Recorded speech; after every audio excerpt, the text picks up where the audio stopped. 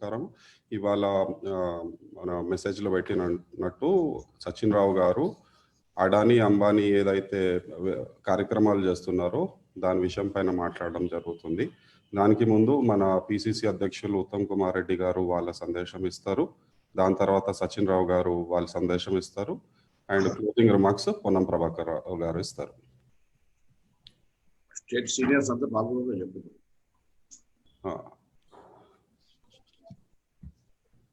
Okay, should I start, Deepak? Yes, sir, you can go ahead and start. Okay. Sachin Rao gar, namaskaram. I welcome Shri Sachin Rao ji, Member Congress Working Committee and AICC in charge, Training and Sandesh Magazine. Sachin Rao ji is an MBA in Corporate Strategy and International Business from Michigan Business School. And Rahul Gandhi గారు వారికి అత్యంత కీలకమైన బాధ్యతలు. He has assigned him the key responsibility of looking after training and Sandesh magazine for the Congress party. Sachin ji, I heartfully welcome you, and I must tell you this would be one of the few Zoom app video conferences where there are almost 400 Congress leaders of one state online now. And my expectation is we will reach close to 500 in another 15-20 minutes. So substantial audience from across the Telangana, and you're also on Facebook Live. And I expect that your message will reach the nook and corner of Telangana, which is what my desire was, that my objective was that your message, which I thought should reach every Congress worker in Telangana. Now, Sachin Rao ji, with just your permission, I'll take 2 minutes for other issues because most of our senior leaders are online now. Mitulara, andariki namaskaram. Sachin Rao gari ఈ యొక్క presentation చాలా జాగ్రత్తగా గమనించి మీ జిల్లాల్లో, మీ కాన్స్టిట్యున్సీలో, మీ మండలాల్లో, మీ గ్రామాల్లో ఇదే సందేశం మీరు తీసుకుపోవాలని చెప్పి నేను మిమ్మల్ని కోరుతున్నాను. అదే విధంగా రేపు ఎల్లుండి కార్యక్రమాల గురించి కూడా ఒక నిమిషం మాట్లాడతాను. నరేంద్ర మోదీ ప్రభుత్వం రైతులకు వ్యతిరేకంగా కొన్ని చట్టాలు తీసుకొచ్చిన మాట మీకు తెలుసు. అదేవిధంగా ఎసెన్షియల్ కమోడిటీస్ యాక్ట్ కూడా అమెండ్మెంట్ చేశారు. దీని ద్వారా రైతులు, సామాన్య ప్రజానీకం తీవ్రంగా ఇబ్బంది పడబోతున్నారు. మరి అదేవిధంగా పార్లమెంట్లో ప్రజాస్వామ్యాన్ని కూనీ చేసి నరేంద్ర మోదీ ప్రభుత్వం ఈ చట్టాలను తీసుకొచ్చింది. అఖిల భారత కాంగ్రెస్ కమిటీ ఇచ్చిన పిలుపు మేరకు 2వ తారీఖున తెలంగాణ రాష్ట్రంలో రాష్ట్ర రాజధానిలో, జిల్లా హెడ్ క్వార్టర్స్ లో, అసెంబ్లీ కాన్స్టిట్యున్సీ హెడ్ క్వార్టర్స్ లో, మండల కేంద్రాల్లో ఈ రైతు వ్యతిరేక చట్టాలకి నిరసన తెలియజేయాలి. ఆ కన్సర్న్ మ్యాటర్, ఆ సబ్జెక్ట్ మొత్తం కూడా గాంధీ భవన్ పిఆర్ఓ హరిప్రసాద్ మీకు అందజేయడం జరిగింది. ఈ రాష్ట్రంలో ఉన్న సీనియర్ నాయకులు అందరం కూడా ఏదో ఒక చోట పాల్గొంటున్నాం.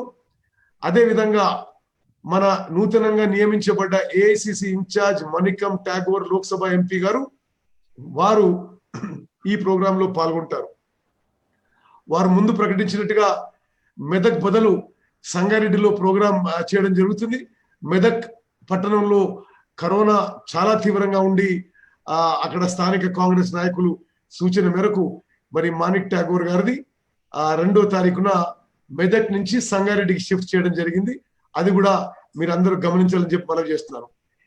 ఈ ప్రోగ్రాంలో 2వ తారీఖు ప్రోగ్రాంలో ఏఐసిసి ఇన్ఛార్జ్ గారు, ఏఐసిసి కార్యదర్శులు, పిసిసిలో నాతో సహా కింది స్థాయి వరకు తెలంగాణ రాష్ట్రంలో ప్రతి నాయకుడు ఈ రైతు వ్యతిరేక చట్టాల్లో పాల్గొనాలని చెప్పి, రైతు వ్యతిరేక చట్టాలకు నిరసనలో 2వ తారీఖు పాల్గొనాలని చెప్పి మీకు సవినయంగా విజ్ఞప్తి చేస్తున్నాను.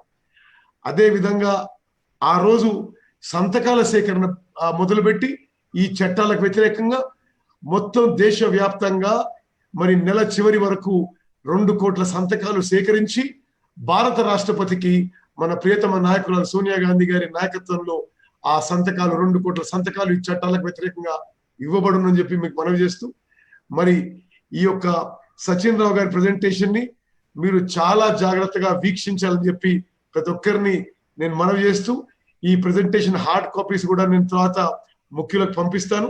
మీ జిల్లాల్లో, మీ అసెంబ్లీ కాన్స్టిట్యున్సీస్ లో, మీ మండలాల్లో ఇది ప్రతి ఒక్కరికి చేరాలని కోరుకుంటూ, Sachin Rao ji, now we have reached approximately 450 participants in this Zoom app video conference, and I'm quite sure we will reach 500, which is the upper limit for this video conference, in another 10 to 15 minutes. I welcome you and request you to commence the presentation. Thank you very much, Uttam Reddy Garu. Your inspiration, your leadership is something that I think is extremely powerful, that's giving strong direction to your organization. And in the last several months, the work that we've been doing together to try to spread training, it's been a joy working with you and your team. Ponnam Prabhakar ji, my brother, who's in charge of training and I'm working closely with, and of course, all the leaders of Telangana and all the workers of Telangana, hopefully, who are watching this. I'm deeply grateful for this opportunity to share some of my thoughts with you. तो आज का मैं प्रस्तुत थोड़ा सा मैं पृष्ठभूमि मैं I will speak in both English and Hindi, सो मैं दोनों हिंदी इंग्लिश में बोलने का प्रयास करूंगा. Can I request you to be Hindi only, because okay, no problem, almost everybody knows Hindi. सिर्फ हिंदी में बोलता हूं मैं. Okay. तो मेरे लिए बहुत सौभाग्य की बात है कि तेलंगाना प्रदेश, जिसमें मेरा बहुत करीबी रिश्ता है, हालांकि मैं तेलंगाना आंध्रा का नहीं हूं, मैं कर्नाटक का रहा हूं, लेकिन मैं समझता हूँ मेरा जो राजनीतिक जन्म हुआ है, राजनीतिक समझ की मेरी जन्म हुई है, वो आपके जो महिला गुट थे, जिनको वेलुगु के नाम से जाना जाता था एक जमाने में. मैंने 1 साल करीबन तेलंगाना आंध्रा के हर डिस्ट्रिक्ट में घूम के वेलुगु ग्रुप्स के बीच में, महिलाओं के बीच में रहकर उनकी बातें, उनके जीवन कहानियों को समझा, और उसी ने मेरे राजनीतिक और सामाजिक सफर को शुरुआत वहीं से हुई है. तो मेरा एक बड़ा ऋण, I owe big debt to Telangana and Andhra, I always feel in these states. तो मैं एक ऋणी छोटे भाई के रूप से आपके सामने उपस्थित हूँ. हाल मैं कांग्रेस कार्यकर्ता जरूर हूँ और कांग्रेस का ट्रेनिंग इंचार्ज जरूर हूँ, लेकिन जब भी आपके बीच में आता हूँ तो मुझे हमेशा वो दिन याद आते हैं, और एक खास रिश्ते के साथ में आपके बीच में आता हूँ. मैं थोड़ा 2 मिनट लेकर हमारे ट्रेनिंग का काम के बारे में बताना चाहूँगा कि कांग्रेस अध्यक्षा ने जब भी मुझे ट्रेनिंग की जिम्मेवारी सौंपी, तो उन्होंने ये आदेश दिया कि ट्रेनिंग बड़े बड़े शिविरों तक ना रुककर एक निरंतर प्रक्रिया, जिसमें हम कार्यकर्ताओं तक आज के प्रासंगिक मुद्दों के ऊपर बात कार्यकर्ताओं तक ले जाए. तो हमारा यही प्रयास रहा है, और हमने पिछले कुछ महीनों में अलग अलग मुद्दों पे ऐसे 1 घंटे के चर्चे के लायक प्रासंगिक जो करंट इश्यूज है, उनके ऊपर प्रेजेंटेशंस, कार्यकर्ता के लायक प्रेजेंटेशंस बनाने का प्रयास किया है. हमने पहले कोरोना, कैसे मोदी सरकार ने कोरोना लाया, उसके ऊपर हमने दिया. उसके ऊपर फिर चाइना बॉर्डर के ऊपर सिचुएशन कैसे इस सरकार के फेलियर्स की वजह से हुआ है, वो मैंने दिया. उसके बाद फिर ये फिलहाल ये जो हम आज मैं आपको दिखाऊंगा कि कैसे हमारी जड़ों से उखाड़ कर इस देश को बेचा जा रहा है, उसके समझ के लिए हमने कंटेंट बनाया. देखिए, ये सारे जो कंटेंट है, ये सारे जो हमारा मटेरियल है, हमारा लक्ष्य ये है कि कार्यकर्ता को सिर्फ इश्यू ही नहीं, उसके पीछे की राजनीति भी समझ में आए. कार्यकर्ता को समझना जरूरी है कि सामने वाला जो क्या कर रहा है और क्यों कर रहा है, ताकि वो सही रूप से उसके बारे में जवाब दे सके और मुकाबला कर सके. तो ये हमारा लक्ष्य है. और तेलंगाना में हमने ट्रेनिंग कोऑर्डिनेटर्स का एक ग्रुप भी बनाया है, जो आप हर डिस्ट्रिक्ट प्रेसिडेंट के साथ जुड़कर, लोकल लीडर्स के साथ जुड़कर ये ट्रेनिंग कार्यक्रम जूम और इन पर्सन लोकली आयोजित करने का प्रयास कर रहे हैं. और मेरा विनम्र निवेदन रहेगा कि आप पूरा सहयोग इनका दें, और अगर इनसे कुछ कमी होती है, या आप कार्यक्रम में कुछ सुधार चाहते हो, या और कोई मुद्दे पे आप टॉपिक्स पे प्रेजेंटेशन चाहते हो, तो मेरा अनुरोध है कि आप पोन्नम प्रभाकर जी या मुझे सीधे बता दीजिए. हमारा लक्ष्य है कि हम साथ मिलकर ये सेवा कांग्रेस पार्टी को दें. सो once again, thank you all for listening to this short introduction about the training. अब मैं मेरे मुद्दे पे जाता हूँ. तो Deepak ji, can you please share the presentation? Yes, Sachin, I'm just sharing it right away. तो देखिए, हमारा एक ये देश जो है, इसने बहुत सारे, और ये प्रेजेंटेशन मैं हालांकि इंग्लिश में दिखा रहा हूँ, आप सबके पास तेलुगु का अनुवाद भी ये पहुंचा हुआ है. और अगर किसी के पास नहीं पहुंचा तो हमसे संपर्क करें, पूनम अण्णा से संपर्क करें, हम आपको दिला देंगे। तो ये प्रेजेंटेशन शुरू करने के पहले मैं एक छोटा सा बात बताऊं कि ये जो अभी फिलहाल की राजनीतिक चल रही है इस देश में और जो संघर्ष चल रहा है वो साधारण संघर्ष नहीं है। इसके पहले के सत्ता के साथ जो संघर्ष होता था, चुनाव हार जीत होती थी, सरकारें बदलते थे, लेकिन देश को जड़ से उखाड़ कर बदलने की या बेचने का प्रयास कोई नहीं कर रहा था। पहले बार पिछले 6-6.5 साल में एक सरकार आई है जो सिर्फ सत्ता नहीं चला रही है, देश को जड़ से उखाड़ कर फेंक रही है, देश को जड़ से उखाड़ के बदल रही है। तो हमको बहुत गंभीरता से ना यही सिर्फ नहीं समझना पड़ेगा कि क्या हो रहा है, जरूर बहुत बुरा हो रहा है, लेकिन क्यों हो रहा है, कैसे हो रहा है, इसको भी समझना पड़ेगा। तो मैं शुरुआत ये प्रेजेंटेशन के साथ एक छोटा सा सवाल और एक आंकड़ा आपके बीच में रख के चालू करूंगा जिसने मुझे बहुत झंझोड़ा। There's a figure that completely blew me away that I want to share with you. पिछले 2014 में मोदी जी सरकार बनाने से अब तक गौतम अडानी का संपत्ति वेल्थ पर डे एक दिन में कितना उसमें कितना इंक्रीज हुआ होगा? Can you take a guess in your mind? Similarly Mukesh Ambani की संपत्ति जो है, मुकेश अंबानी का जो वेल्थ है, वो एक दिन में 2014 से आज तक एक दिन और हर एक दिन कितना पर डे इंक्रीज हुआ होगा? आप एक नंबर दिमाग में लाइए, आप अपना ही सोचिए। मेरी पूरी संपत्ति कुछ करोड़ों की होगी, मेरी पूरी मतलब ये पूरे ग्रुप का सब मिला के संपत्ति कुछ करोड़, 100 करोड़ का होगा। इनका पर डे वेल्थ कितने से इंक्रीज हुआ होगा? नेक्स्ट स्लाइड दीपक। स्लाइड चेंज नहीं हो रहा है, करो जी। स्लाइड नहीं हो रहा है, आप करो। हाँ, सो ये आंकड़ा है साथियों, ट्रिपल कर रहे हैं। गौतम अडानी की संपत्ति पर डे 59 करोड़, लगभग 60 करोड़ हर दिन से बढ़ रही है। 2014 से अब तक रोज 60 crore.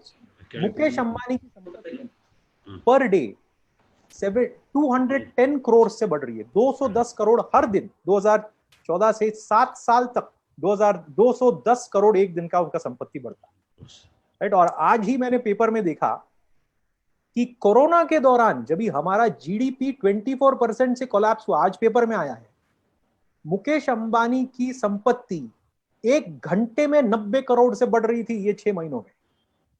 You please understand, 90 crore per hour उनका वेल्थ इंक्रीज हो रहा था कोरोना के दरमियान, जब हमारा पूरा देश का जीडीपी 24% नीचे हो।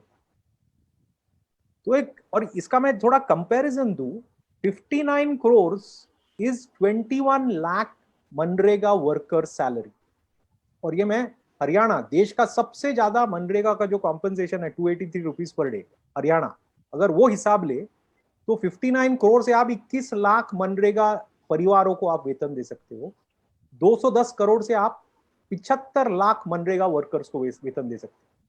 इसका मतलब है कि गौतम अडानी और मुकेश अंबानी जितना उनका एक दिन में वेल्थ इंक्रीज होता है, संपत्ति बढ़ती है, उतने से आप 1 करोड़ मनरेगा परिवारों का वेतन दे सकते हो। तो ये जो आंकड़े हैं उन्होंने मेरे को झंझोड़ा, और एक बहुत बड़ा सवाल हमारे सामने निकल आता है कि ये संभव कैसे है? जब देश का इकोनॉमी कोलैप्स हो रहा है, 2 लोगों का संपत्ति इतना कैसे बढ़ रहा है? और कुछ लोगों का, ये 2 ही नहीं, कुछ लोगों का संपत्ति इतना कैसे बढ़ रहा है? तो मैं आपको एक थोड़ा सा ये समझाने का, ये एक मंथन करने का प्रयास करूंगा आपके सामने कि ये क्यों हो रहा है। Go to the next slide. तो इसका जड़ समझना है तो हमको एक चीज समझना होगा कि हम एक बार फिर से हमें कॉलोनाइज, हमें गुलाम बनाया जा रहा है। एक जमाने में एक कंपनी, एक ईस्ट इंडिया कंपनी ने आके हमको गुलाम बनाया था और देश को पूरे रूप से चूसा था, राइट। वैसा ही एग्जैक्टली सेम रूट से, इनके गोरे चमड़े नहीं है लेकिन इनका रीति रिवाज, नियति वही एग्जैक्टली वही है। इनको हम वेस्ट इंडिया कंपनी कह सकते हैं, और वो वही काम कर रहे हैं जो अंग्रेज, जिनको हमने 70 साल पहले भगाया, वो अंग्रेज जो करके गए वही काम ये वेस्ट इंडिया कंपनी, जो ईस्ट इंडिया कंपनी कर रही थी वही काम ये वेस्ट इंडिया कंपनी कर रही है और इसीलिए ये नतीजा पहुंच रहा है। और ये मैं प्रेजेंटेशन में आपको समझाने का प्रयास करूंगा कि कैसे ये West India Company, East India Company दोनों एक जैसे काम कर। Go to the next slide. Deepak ji, is someone not muted in the background? There's some noise. Sachin ji, that is Bosraju ji. I'm just going to. I'll just mute him. No problem. Yeah, please go ahead. तो ये जो दोनों east India company, waste India company शुरुआत करते हैं कि वो आए कैसे हमारे राजधानी तक। हाँ, तो ईस्ट इंडिया कंपनी इंग्लैंड से लेकर सूरत आई, राइट, जहाजों से, शिप्स में।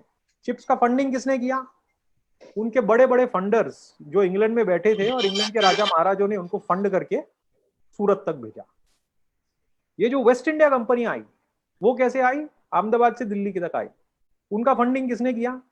ये जो पिक्चर मैं आपको दिखा रहा हूं वेस्ट इंडिया कंपनी के नीचे जो प्लेन में मोदी जी चढ़ रहे हैं, वो उसी दिन का है, 2014 को, जब ये चुनाव जीते।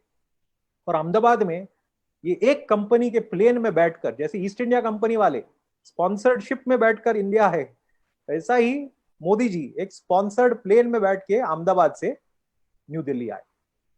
Next slide.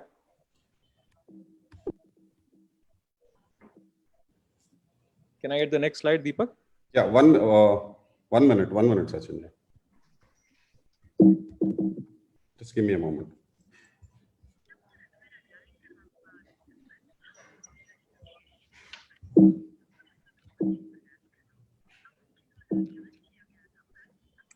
Deepak, you'll have to alt tab, go to the PowerPoint slideshow and then do the next slide.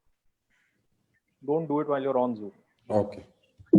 He's doing it, Sachin ji. One moment. Yeah. तो दोनों अपने स्पॉन्सर्स के जहाजों में आए, उसके बाद दोनों ने जुमला बेचा। ईस्ट इंडिया कंपनी आके यहाँ के राजा महाराजों को क्या बोला कि हम ट्रेड करने आए, व्यापार करने आए, हम संपत्ति दिलाएंगे आपको, हम आपको मजबूत करेंगे आर्थिक रूप से। ईस्ट इंडिया कंपनी वालों ने क्या जुमला बेचा? अच्छे दिन आने वाले। दोनों ने जुमला बेचा, दोनों झूठ। Next slide.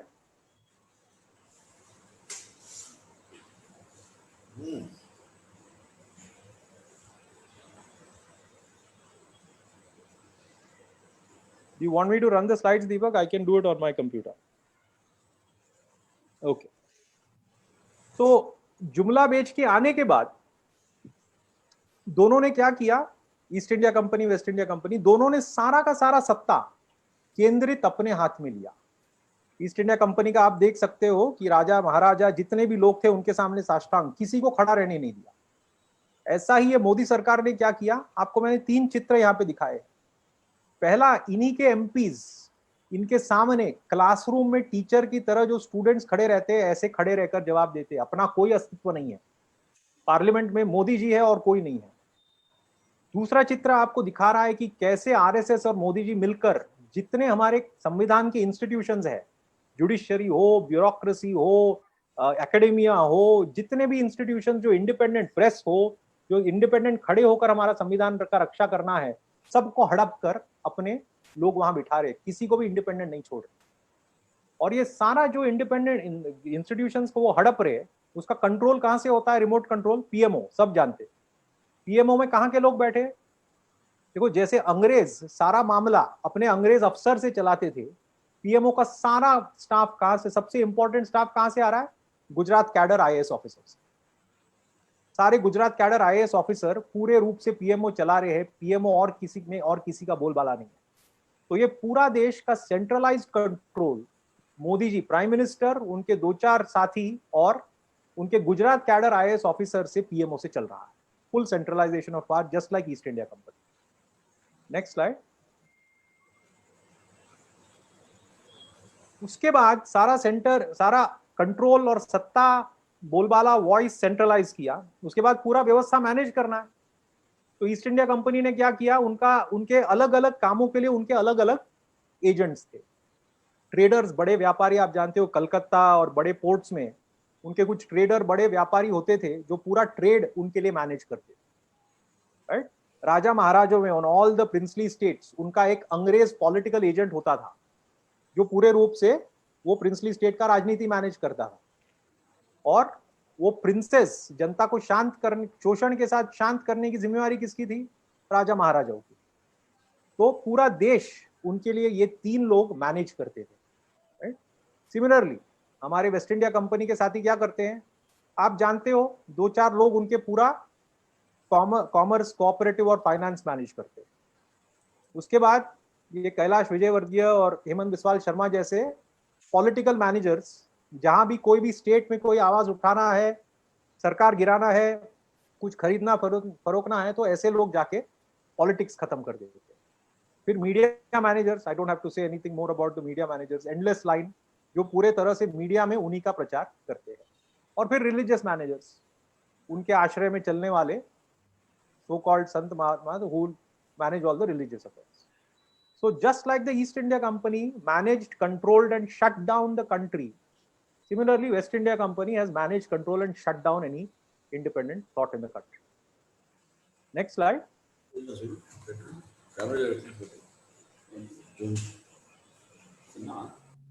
उसके बाद जिसने भी आवाज उठाया उसको कुचल के मार डालना, उसको कुचल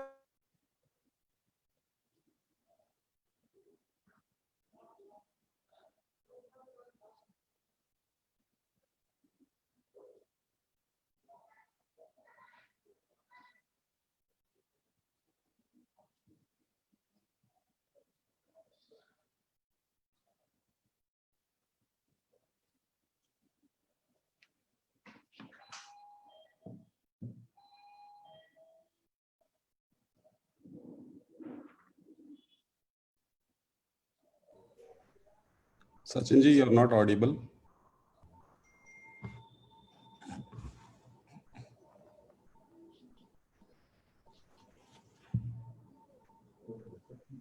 Sorry, I dropped for a second. I'm sorry about that.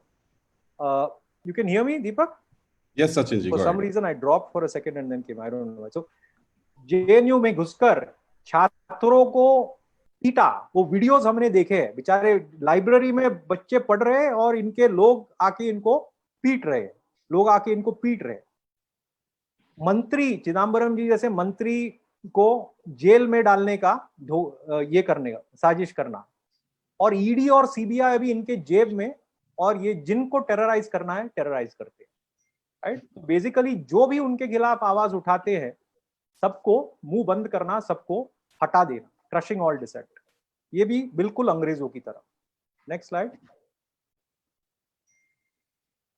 उसके बाद ये बहुत इंटरेस्टिंग चीज है कि ये बिल्कुल अंग्रेजों की तरह कर रहे हैं। ये एक ईस्ट इंडिया कंपनी ने एक बहुत बड़ी चीज समझी। उन्होंने क्या समझा? ये 1857 की जब युद्ध हुआ, उन्होंने समझा कि भारत, देखो ये सारे हीरोज है उस युद्ध के, रानी लक्ष्मीबाई, बहादुर शाह जफर, तात्या तोपे, नाना साहेब पेशवा, ये सारे उस संघर्ष के हीरोज हैं। और आप देख रहे हो कि सभी धर्म, सभी जात, सभी प्रांत के लोग एकजुट होके उन्होंने संघर्ष किया, right? They all came together and fought. तो अंग्रेजों को क्या समझ में आया कि जब ये भारतीय एक साथ है तो हम उनको कभी काबू में नहीं रख सकते, तो उनको बांटना ही पड़ेगा। और ये 2 लाइन है, एक पढ़ के सुनाता हूं। The existence by side of hostile creeds is one of the strongest points of our political position in India. यानी कि भारत में राजनीतिक रूप से मजबूत रहना है तो कौमों को लड़वा के हमारी मजबूती हो सकती है, राइट? और ये लॉर्ड इन्फेंस्टोन ने लिटरली लिखा है, divide and rule. Roman empire भी ऐसा ही चला, हम भी इस देश को ऐसा ही चलाए। तो उनके जितने भी पॉलिसी के रूप से चीज निकलते थे, बंगाल का पार्टीशन, सेपरेट इलेक्टोरेट वगैरह वगैरह, वो सिर्फ एक ही एजेंडा, किसी के हित में कुछ नहीं होता था। एजेंडा एक मात्र होता था कि कौमों के बीच में झगड़ा फैलाओ, कौमों को एक दूसरे के प्रति नफरत उनके दिल में बसाओ, और जब भी वो बटे हैं हम जो मर्जी कर सकते हैं। ये अंग्रेजों का रीत था। Next slide. और ये इस सरकार का भी यही रीत है। और ये मैं नहीं बोल रहा कांग्रेसी होके, ये मैं आपको कुछ देश विदेश के सबसे जाने माने न्यूज़पेपर्स और मैगजीन्स के हेडलाइंस में दिखा रहा हूं। नरेंद्र मोदी के जैसे यूपी इलेक्शन आता है, बंटवारा नरेंद्र मोदी के जरिए डिविजिव पॉलिटिक्स चालू होता है.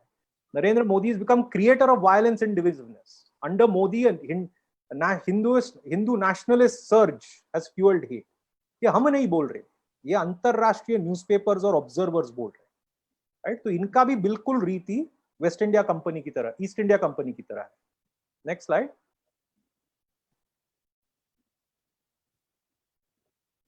नाउ एक बार लोगों को झगड़ा करवा के इन्होंने बांट दिया, तो फिर इनका इकोनॉमिक एजेंडा चालू होता है.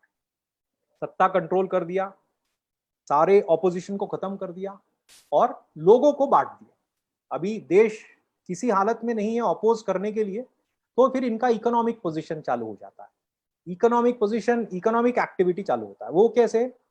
सबसे पहले गरीबों को, जहां जहां बसे हैं गरीब, जहां गरीब अपना रोजी रोटी कमाता है, छोटा उद्योग व्यापारी किसान अपना रोजी रोटी कमाता है, वहां से उनको हटाने का काम अंग्रेजों ने किया.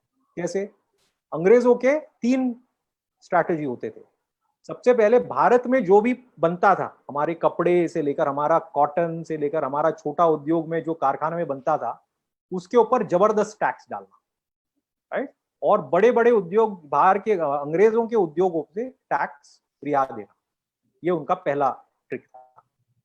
दूसरा कि ऐसे पॉलिसी बनाते थे जिसे छोटे मालिक, छोटे उद्योग, छोटे किसान, मजदूर, हैंडीक्राफ्ट्स, ये टिक ही नहीं सकते, वो छोड़ के उनको जाना मजबूरी बन जाता था, राइट. ऐसे पॉलिसी बनाना जिससे उन बेचारों को छोड़ के जाना ही पड़ता.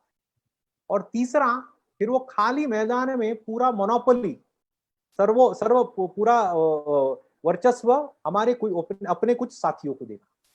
ये अंग्रेजों का रीति रिवाज था, राइट. Next slide. और हमारे आज के कॉलोनाइजर्स, वेस्ट इंडिया कंपनी भी बिल्कुल यही अपना रहे. अब देखिए, पहला अंग्रेजों का टैक्स था, इनका भी ऐसा जीएसटी लागू कर दिया जो छोटे उद्योग के बिल्कुल विपरीत है, उनके कभी पल्ले नहीं पड़ सकता, और जिसके चलते छोटे उद्योग देश भर में बंद हो रहे हैं, राइट. दूसरा कदम क्या? ऐसा वातावरण तैयार करो कि छोटे उद्योग व्यापारी, किसान, वो और श्रमिक मजदूर, दिहाड़ी, ये अनऑर्गेनाइज सेक्टर को टिकने का कोई चांस ही नहीं. और उनका सारे पॉलिसीज को हमको ऐसा समझना पड़ेगा, राइट. डिमोनेटाइजेशन में वो क्या करना चाह रहे थे? Cashless economy. कैशलेस इकोनॉमी यानी सबसे बड़ा वार किस पे? जो बेचारा रोज सब्जी खरीद के बेचता है, वो क्या क्रेडिट कार्ड एक्सेप्ट करेगा? किसान क्या पेटीएम से अपना कैश लेगा? ऐसा नहीं हो सकता, राइट. तो ये डिमोनेटाइजेशन और कैशलेस इकोनॉमी सीधे सीधे असंगठित और छोटे व्यापारियों पर वार. जीएसटी जैसे हमने कहा, छोटे व्यापारियों पे वार. लॉकडाउन, 4 घंटे के नोटिस में आपने सारे कारखाने बंद कर दिए, 8 हफ्ते के लिए 4 घंटे के नोटिस में. अब आप एक समझिए, जो बड़ा उद्योगपति है, जिसके पास वर्किंग कैपिटल है, बैंक में बैलेंस है, वो 8 हफ्ता टिक पाएगा. 8 हफ्ते में मरने वाला कौन है? छोटा व्यापारी, छोटा उद्योगपति, जिसके पास इतना साइकिल नहीं है कि वो 8 हफ्ता बच सके. लेकिन उनके बारे में कोई ख्याल नहीं. 4 घंटे में वो बड़ा भाषण करके उन्होंने बंद कर दिया. और आखिर में ये जो फार्म बिल है, जिसके अगेंस्ट हम प्रोटेस्ट कर रहे हैं, उसको भी ऐसा ही समझना होगा. जब आप एमएसपी हटाते हो, जब आप मंडी बंद करते हो, जब आप स्टॉक लिमिट्स हटाते हो, आप किसको साफ कर रहे हो? छोटा किसान को साफ कर रहे हो, जिसको अभी एमएसपी की सुरक्षा नहीं है. मंडी छोटा किसान जाता है जिसको अभी वो सुरक्षा नहीं है. अभी व्यापार और स्टोरेज लिमिट्स हटा दिया, यानी इंपोर्ट करके अभी बड़े बड़े कंपनियां इतना वहां पे सामान डाल सकते हैं कि लोकल अड़तिया को भी वो खत्म कर सकते हैं. तो ये पूरा व्यवस्था छोटा व्यापारी, छोटा दुकानदार, छोटा किसान, मजदूर को खत्म करके केवल बड़े उद्योगपति के लिए पूरा जमीन साफ करने का प्रक्रिया है. एंड आखिर में जितना प्राइवेटाइज होता भी है, वो अजीब चीज है कि 2-3 ही कंपनियां सब ले लेती है. 6 एयरपोर्ट्स प्राइवेटाइज हो जाते हैं, एक ही कंपनी को मिल जाता है. पोर्ट्स प्राइवेटाइज होता है, एक ही कंपनी को मिल जाता है, राइट. तो इसको मोनोपोली कहते हैं, यानी कि वो निजीकरण भी फर्जी है. निजीकरण में भी कोई कंपटीशन नहीं है. ये कोई नहीं देख रहा कि सबसे बेहतर फायदा देश का कैसा होगा. सिर्फ कुछ लोगों को सारा संपत्ति दिया जा रहा है. Next slide. फिर पूरा जमीन साफ करने के बाद फिर अंग्रेजों ने चूसने का, भारत से चूस के लंदन ले जाने का प्रक्रिया चालू की, राइट। और ये उनके शब्द है, वो कैसे सोचते थे, भारत को एक नदी के तरह सोचते थे और अपने आप को एक स्पंज। तो स्पंज को गंगा में डालकर सारा खींचकर, गंगा, कावेरी, ब्रह्मपुत्रा, गोदावरी में डालकर उसका सारा पानी खींचकर जाके लंदन के ऊपर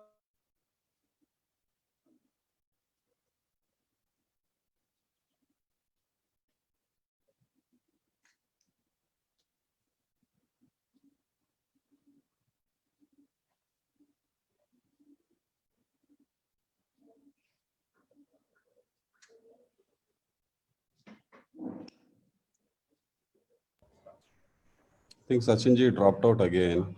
Sachin ji, you're there? Just call him on the phone, Deepak. Yeah, he is in Maharashtra. He has an internet connectivity problem. So I'll just call him, sir. Sorry, I apologize. I got dropped out again. So, can you give me the next slide? One moment, Sachin ji. Yeah.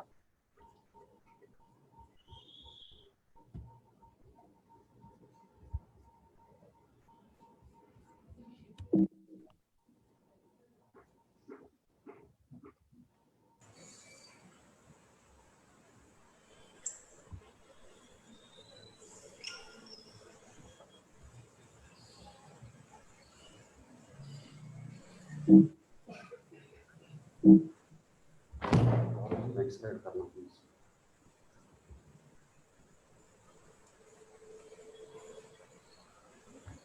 Sachin ji, one moment.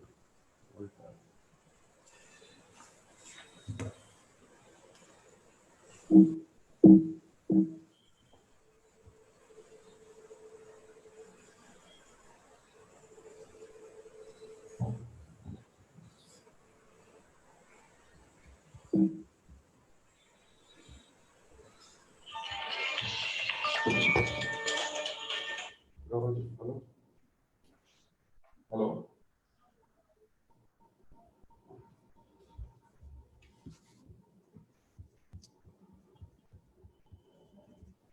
Hi, sorry, I'm having a little unstable, so I've started my phone also. So hopefully this should be better. Can you hear me, Deepak? Yeah, Yes. we can hear you. We can hear you. Yes, Sachin ji. One moment. Just sorting it out.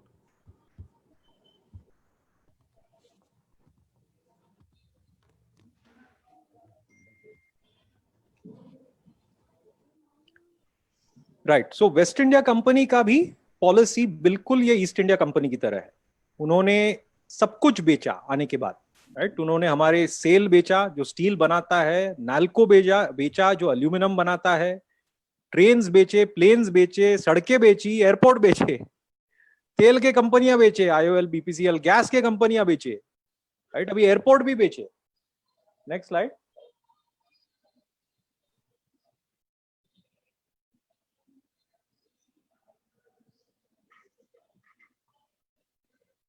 Telecom बेचा, BSNL, right, घाटे में बेचा, मुफ्त में दिया लोगों को, banking और इंश्योरेंस बेचा, सीमेंट बेचा, फार्मास्यूटिकल बेचा, यहां तक कि वही फार्मास्यूटिकल कंपनी जिसमें ये कोरोना के दवाई बनने हैं वो उसका भी प्राइवेटाइजेशन प्लान है, राइट। पर्यावरण बेचा, ऐसे नियम बना दिए कि अभी बिल्डर्स को और माइनर्स को कोई क्लियरेंस की जरूरत नहीं पड़ेगी।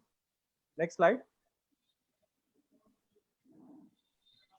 वो रेड फोर्ट जहां से ये भाषण करते हैं अपना 15 अगस्त का, उसका भी रखाव अभी निजी हाथों में है, राइट। वो इसरो जहां पे वो जाके अपना इतना फोटो ऑप्स कराते हैं, उसका भी प्राइवेट सेक्टर को अभी दे दिया है हाथ में, जिसका उतना गर्व है देश का। Next slide. जहां से वो चाय वो जितना उनको प्राइड है कि मैं स्टेशन पे चाय बेचता था, और अच्छी बात है ना, सभी लोगों को इस देश में उतना ही सम्मान है, उतना ही मौका मिलना चाहिए। और जो ट्रेन स्टेशन के ऊपर चाय बेचने का उनको इतना गर्व है, वो ट्रेन स्टेशन का भी निजीकरण कर रहे हैं निकाल के। Next slide. ये कुल मिला के प्राइवेटाइजेशन से उनको लगभग 5 लाख करोड़ कमाया है और कमाने वाला। ये सरकार। And let me give you some idea, ये 5 लाख करोड़ होता कितना है। अगेन मनरेगा के हिसाब से ये पूरे देश के मनरेगा को 7 साल तक चला सकता है 5 लाख करोड़। हमारे पूरे देश के शिक्षा व्यवस्था का जो बजट है केजी से पीजी, वो 5 साल इससे चल सकता है, ये इतना पैसा है। Next slide.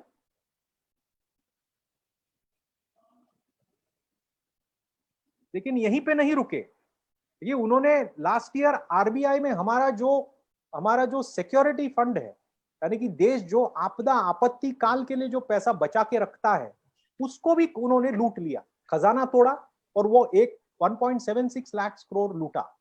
और ये लूट से उन्हीं के उर्जित पटेल, मोदी जी ने अपॉइंट किया हुआ आरबीआई गवर्नर है, और उर्जित पटेल को इतनी शर्मिंदगी आई कि उन्होंने इस्तीफा दे दिया। उन्होंने बोला साहब हम रहते हुए ये अपन नहीं कर सकते, क्योंकि ये हमारा कर्तव्य का पालन नहीं होगा अगर हमने आपको ये पैसा लेने दिया। ये पैसा आपत्ति काल के, देश के आपत्ति काल के लिए है, और उसको भी उन्होंने लूट लिया। और इतनी शर्मिंदगी उन्होंने अपॉइंट किया हुआ आरबीआई गवर्नर को हुआ कि उस बेचारे ने इस्तीफा दे दी, उन्होंने इस्तीफा दी। Next slide. पेट्रोल डीजल जिसके ऊपर हम सड़कों पे उतरे, आप सब सड़कों पे उतरे, उसका भी याद रखना 17 लाख करोड़ इन्होंने टैक्सेस से वसूला है। ये आप सबको पता है कि मनमोहन सिंह जी ने जब अंतरराष्ट्रीय दाम एकदम चरम पे था, लोगों को कम कीमत में पेट्रोल डीजल देने का प्रयास किया, और जब दाम गिरा, मोदी जी ने दाम घटाने के बजाय देश को चूसने का काम किया। 17 लाख करोड़ इन्होंने इस टैक्सेस से लिया है। Next slide.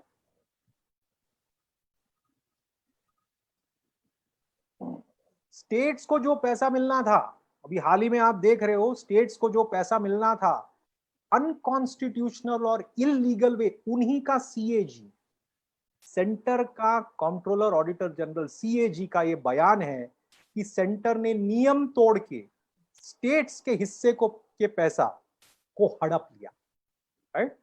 तो जनता से लूटा, स्टेट से लूटा, कंपनी बेचे, पेट्रोल पे पैसा कमाया, तिजोरी से पैसा निकाला।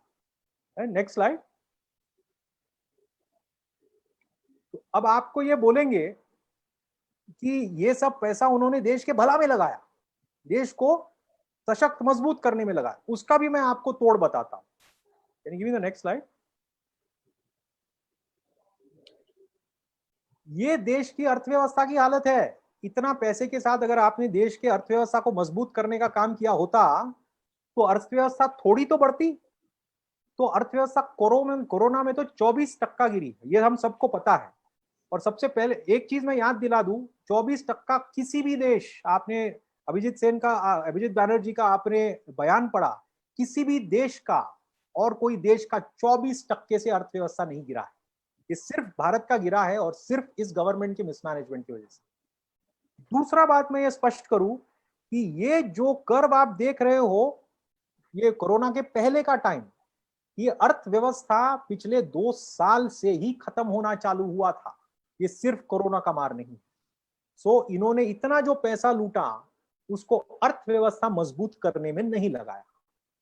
दूसरा किस पे नहीं लगाया, ये हमारे रुपी का दाम, डॉलर का रेट है ना, तो ये बढ़ रहा है, यानी कि रुपी घट रहा है। इन्होंने रुपी को भी मजबूत नहीं किया, इन्होंने अर्थव्यवस्था को मजबूत नहीं किया, इन्होंने रुपी को मजबूत नहीं किया, दोनों को कमजोर और खत्म होने दिया। Next slide. कुछ इनके भक्त बोलते हैं कि इन्होंने कर्जा कम करने पे इसको पैसा लगाया। ये भी मैं आपको आंकड़ा बता रहा हूं, ये जो आपको इंक्रीजिंग स्टेप लैडर दिख रहा है वो हमारे देश का कर्जा है।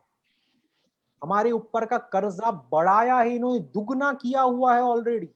राइट? ये जब तक ये निकलेंगे, ये हम पर जो कर्जा छोड़ के जाएंगे, it is going to become twice, projected 3.2 trillion. और मैं आपको पर पर्सन आंकड़ा दिखा दूं, अगर मोदी जी 10 साल राज करते हैं,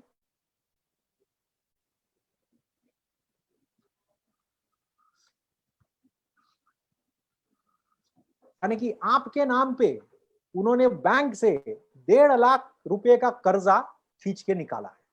ये मोदी जी ने आप हमारे अर्थव्यवस्था के साथ किया। तो ना ही पूरा पैसा लूटा, कर्जा भी लिया है। Next slide. और ये खास करके स्टेट्स के लिए बड़ा मुद्दा है कि अभी स्टेट्स के पास लोकल फंडिंग के लिए कोई पैसा नहीं बचने वाला है, और ये स्टेट के आपके टीआरएस का मिसमैनेजमेंट तो है ही, लेकिन ऊपर मोदी जी भी जीएसटी हड़प के बैठ रखे, राइट। और इतना सारा पैसा के साथ किया क्या, जैसे अंग्रेज ये स्पंज लेकर यहां से उठाकर पानी वहां डालते थे, मोदी जी भी सब पानी यहां से उठाकर कहां डाल रहे हैं, कुछ अपने उद्योगपतियों के बीच में। और उनका 3 रास्ता है। सबसे पहला, सस्ता कर्जा देना, ये राहुल जी ने भी बयान दिए हैं, राइट, कितने हजार करोड़, लाख करोड़ सस्ता बयान, अनरीजनेबल लोन्स टू गिव। फिर दूसरा, बाकी सब लोगों को 5 लेवल का जीएसटी, और ये सारे पूंजीपतियों को टैक्स का ब्रेक, राइट। और तीसरा, जब ये कंपनियां डूबने लगती है, वो जो कर्जा लिया है उसको राइट ऑफ भी कर दो। तो इसके जरिए पूरा संपत्ति जो देश से लूटा है वो कुछ चंद हाथों पे पहुंचाने का काम ये कर रहे हैं। Next slide.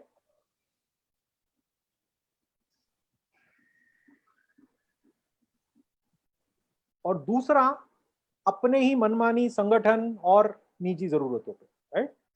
बीजेपी का फंडिंग कई टाइम्स इंक्रीज हुआ है। ये उनका नया हेडक्वार्टर है जो दिल्ली में है। बहुत बड़े बड़े कंपनियों का ऐसा हेडक्वार्टर आप नहीं पाओगे। मोदी जी के फॉरेन ट्रिप्स के लिए उन्होंने 2 नए एयरक्राफ्ट, इस महामारी के दौर पे जब ये हमारा 24% खत्म इकोनॉमी घट रहा है, these 2 777 aircrafts are coming at the cost of 8,500 crores, right? एक ट्रेन के लाइन, मैंने आपको 1 लाख करोड़ का आंकड़ा, एक ट्रेन पे लाइन पे 88,000 करोड़ का लोन लग रहा है, एक बुलेट ट्रेन पे लाइन पे, राइट। 20,000 करोड़ नए पार्लियामेंट बिल्डिंग में, और पीएम केयर्स फंड जैसे कई सारे ऐसे फंड्स हैं जो उन्हीं के हैं, जिनसे सरकार से अलग अलग जगह से, वहां से आईआईटी आईआईएम्स के लिए फैकल्टी नहीं है, और वहां के फंड्स आप लेकर पीएम केयर्स में डाल रहे हैं। पीएसयूज में लोगों को सैलरी देने का पैसा नहीं है, और वहां से आप कंट्रीब्यूट करवा रहे हो पीएम केयर्स पे। तो बेसिकली अपने कुछ साथियों को मजबूत किया और अपने पार्टियों को मजबूत किया। नेक्स्ट।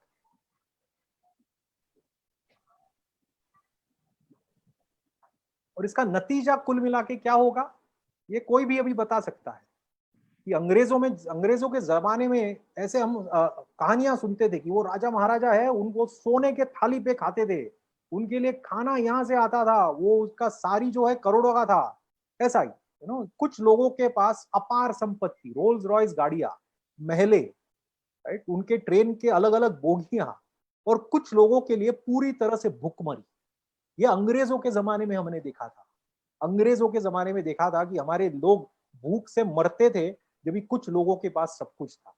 अभी वो जमाना लौट रहा है। Next slide. मैंने आपको मुकेश अंबानी और गौतम अडानी का पर डे बताया था, अब मैं पूरा आंकड़ा बताऊं। मार्च 14 को मुकेश अंबानी का नेटवर्क 1.4 लाख करोड़ था, राइट। आज 6 लाख करोड़ है, 4 गुना बढ़ा।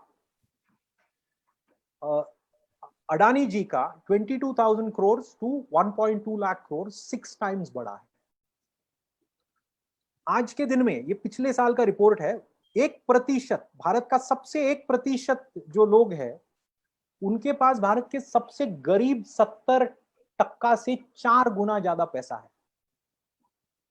और ये बिल्कुल आपको हिलाने वाला आंकड़ा है, मुझे तो हिला दिया इस आंकड़े ने, कि 63 इंडियन बिलियनर्स, 63 लोगों के पास पूरा देश का जो 1 साल का बजट जो निर्मला सीतारामन जी देती है, उतना पैसा 63 लोगों के पास है। ये एक तरफ महा वेल्थ, मतलब हमारे कल्पना के परे धन दौलत, और दूसरे तरफ अभी हम India ranks below Pakistan and Sri Lanka in global hunger, यानी भुखमरी में अभी हमारा नंबर पाकिस्तान और श्रीलंका से भी पीछे गया है। 28% इस दुनिया का गरीब भुखमरी हमारे देश में है। आजादी फ्रीडम इंडेक्स में हम कोलैप्स हो गए, हम अभी सूडान, सेनेगल जैसे देशों के साथ हमारा नाम लिया जाता है, राइट। और ह्यूमैनिटेरियन क्राइसिस सब तरफ, आत्महत्या, भुखमरी, बेरोजगारी, जहां देखो महामारी चल रही है। Next slide. बिल्कुल मेरा बेसिक कहना यह है कि जो अंग्रेजों ने हासिल किया वही ये सरकार ने 6 साल में हासिल किया है। और ये इंडिग्निटी के मैं 2 चीजें बता दूं। दूसरा, बाहर निकलने का भी गरीबी से कोई रास्ता नहीं। कि निजीकरण से जितने एम्प्लॉयमेंट के एवेन्यूज है वो सारे खत्म हो रहे हैं। और ये जो ट्रेन टिकट है, ये ट्रेन का प्लेटफॉर्म टिकट छोटा सा उदाहरण है लेकिन वेरी पावरफुल। जो 2-3 रुपया देकर 3 रुपए में व्यक्ति रेलवे प्लेटफॉर्म में जा सकता था, आज के दिन में वही रेलवे स्टेशन के ऊपर जाने में उसको 50 रुपया देना पड़ता है। यानी कि एक रेलवे स्टेशन के ऊपर गरीब व्यक्ति को जाने का अभी अधिकार भी नहीं रहेगा। और जैसे रेलवे से हम साफ हो रहे हैं वैसे देश भर से साफ करने का काम ये सरकार कर रही है। This is the basic message I want to share with. Right, next slide. और इसका अंतरराष्ट्रीय परिणाम भी है। हमको ये नहीं सोचना चाहिए कि ये ऑफ कोर्स एक मानवीय आपदा है जो मतलब दिल चीर के दुखी करने वाला आपदा है, लेकिन इसका अंतरराष्ट्रीय परिणाम भी है। देखो, बाकी सारे देश मूर्ख नहीं है, वो समझते हैं कि हमारी पूरी व्यवस्था कुछ चंद कंपनियों के, पूरा टेलीकॉम, पूरा तेल का व्यवस्था, पूरा ट्रांसपोर्ट और इंफ्रास्ट्रक्चर का व्यवस्था, पोर्ट्स का व्यवस्था कुछ चंद हाथों में जा रहा है। तो वो समझ रहे हैं बाहर के ताकतें कि ये लोग तय कर सकते हैं कि भारत की फ्यूचर दिशा क्या होगी। भारत की जनता नहीं तय कर पाएगी, यही लोग तय करेंगे। और भारत की सुरक्षा और भविष्य भी इन्हीं के हाथ में है। और लोग समझ सकते हैं, बाहर के लोग समझ रहे हैं, चीन समझ रहा है, अन्य देश समझ रहा है कि ये हमारी अभी भारत ये ऐसा इस दिशा में अगर भारत जाएगा तो भारत कमजोर हो सकता है। राइट, तो ये जो हो रहा है वो केवल आंतरिक आर्थिक स्थिति को गड़बड़ाने वाला मामला नहीं है, वो हमारे अंतरराष्ट्रीय स्तर में भी हमें नुकसान पहुंचाएगा। Right, last slide. मैं आखिर में एक मैसेज आपके बीच में, जो आप सब कांग्रेसी है, हमारे परिवार का मैसेज है ये, कि आप कितना भी दबाव, अंग्रेजों में कितना भी दबाया, कितना भी चुप कराने का प्रयास किया, लास्ट स्लाइड प्लीज, कितना भी चुप कराने का प्रयास किया, ये कांग्रेस पार्टी नहीं डरी, ये कांग्रेस पार्टी नहीं सहमी। हम निर्भय होके हमारे नेताओं के साथ, हमारे कार्यकर्ता, हमारे जमीन तक कार्यकर्ता ने अंग्रेजों का खिलाफ किया और उनको इस देश से भगाया। और मुझे पूरा विश्वास है, मैं देश भर घूमता हूँ, आज भी मैं महाराष्ट्र बुलढाना जिले में हूँ, इसलिए थोड़ा इंटरनेट में प्रॉब्लम है, देश भर घूमता हूँ, कार्यकर्ताओं से मिलता हूँ, और मैं तेलंगाना और आंध्रा के कार्यकर्ताओं को भी जानता हूँ। मजबूत है, निर्भय है, हम किसी से नहीं डरते, और जैसे अंग्रेजों को भगाया, ये वेस्ट इंडिया कंपनी को भी हम भगा के रहेंगे। जय हिंद, जय कांग्रेस, जय जगत। और पुनः एक आप सबके बीच में मेरे विचार रखने के लिए बहुत बहुत धन्यवाद। और कोई भी मेरे से भूल हो गई हो या कोई कमी हो गई हो तो प्लीज फोन या ईमेल करके बता दीजिए, उसको दुरुस्त करेंगे। और आपके आने वाले 2 अक्टूबर के कार्यक्रम के लिए मेरे पूरे शुभकामनाएं। बहुत ही गंभीर समय है इस देश का, हम सबको अभी सब कुछ जोखने का समय आ गया है। जय हिंद, जय भारत, जय Congress. Thank you. Thank you, Sachin ji. Prabhakar, please give your concluding remarks and end the program. Sir thank you Sachin Rao साहब और उत्तम कुमार रेड्डी जी और हमारे स्टेट के सारे सीनियर्स और डिस्ट्रिक्ट के तक जो इंटरेस्ट कांग्रेस में एक जैसा सोल्जर के जैसा काम करने वाला सब में इसमें है सर।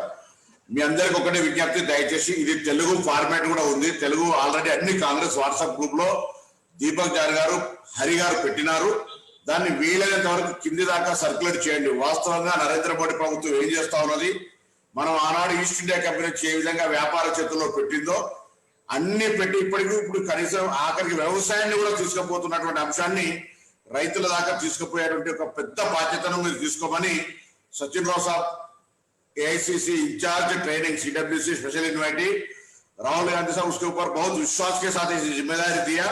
और यहाँ तेलंगाना में उत्तम कुमार रेड्डी साहब ट्रेनिंग डिपार्टमेंट को फुल सपोर्ट करते हुए ये पूरा ट्रेनिंग डिस्ट्रिक्ट में ले जाने तक भी कोशिश कर रहे साहब। और మీ అందరూ కూడా దయచేసి ఉత్తమ్ కుమార్ రెడ్డి గారు ముందు చెప్పినారు, ఈ అంశం జిల్లా క్షేత్రస్థాయి ప్రతి కార్యకర్త దాకా ప్రతి పౌరుల దాకా పోయేటువంటి బాధ్యత కాబట్టి మీకు ఎప్పుడైనా ఏదైనా పీడిఎఫ్ ఫైల్ కావాలి తెలుగు మిస్ అవుతుందంటే పిసిసి ఆఫీస్ అడిగినా, దీపక్ జాన్ గారు అడిగినా, సోషల్ మీడియా అడిగినా ఎవరైనా ఇస్తారు।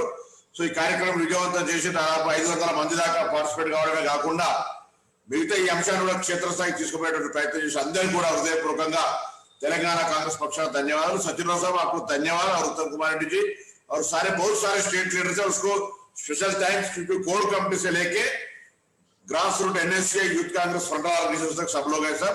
दीपक जान जी आपको भी, क्योंकि is a technical coordinating things by social media, so धन्यवाद सर, नमस्कार।